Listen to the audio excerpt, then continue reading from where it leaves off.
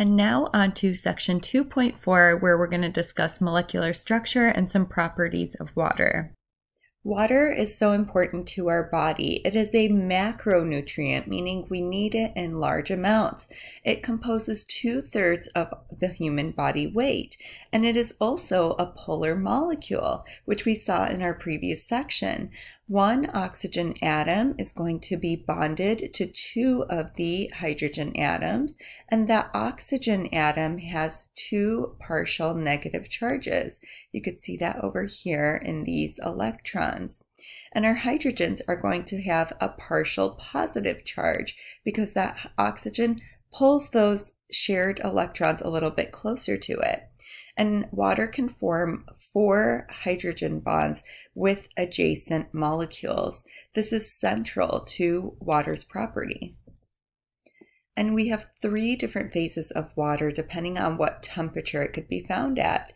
We have our gas or water vapor. These are substances with low molecular mass.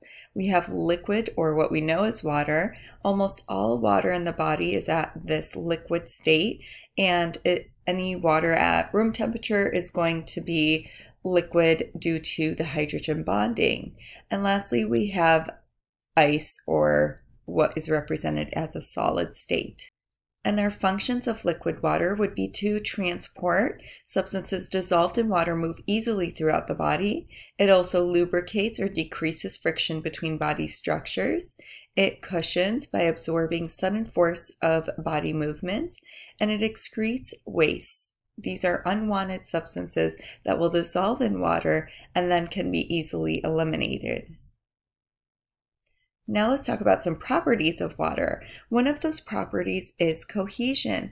This is an attraction that takes place between water molecules because of that hydrogen bonding that we saw in the previous slides. It also has surface tension. This means that we have more of an inward pulling of cohesive forces at the surface of water. So I really like this illustration down here in which we could see the top water molecules have these arrows that are bonded to the water molecules, or I shouldn't say bonded, but attracted to the water molecules next to them and are also pulling them downward.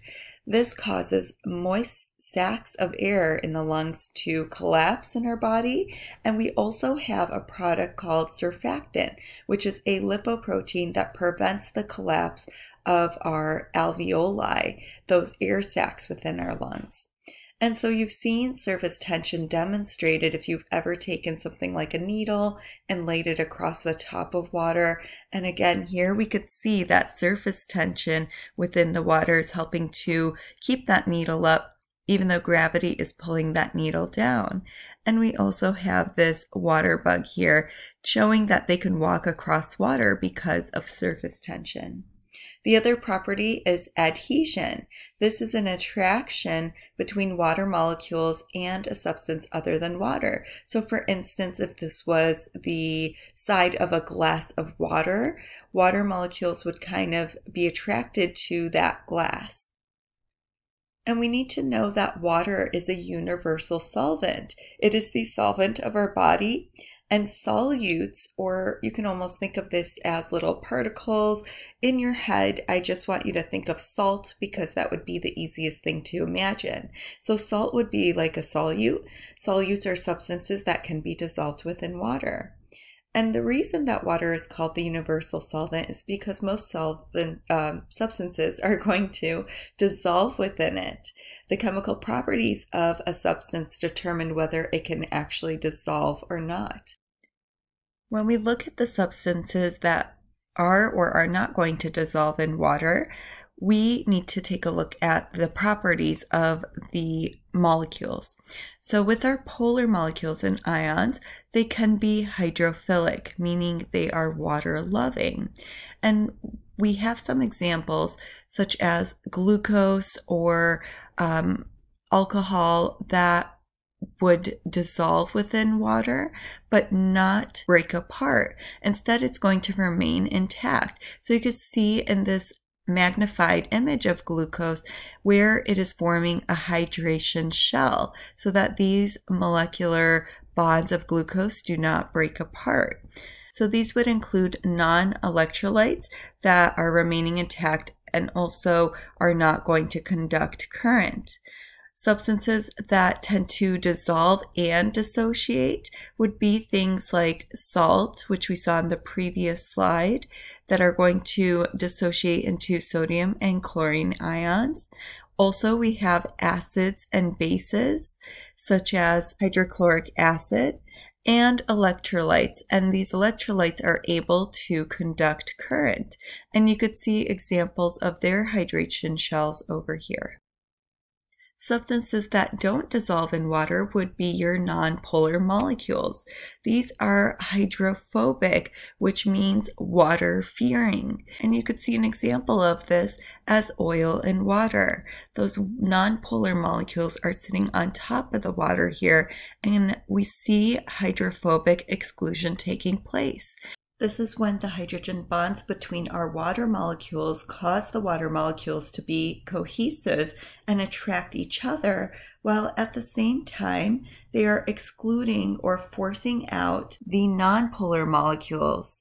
And then the interaction between the molecules of the excluded nonpolar substance is termed hydrophobic interaction because it appears that these molecules are avoiding water.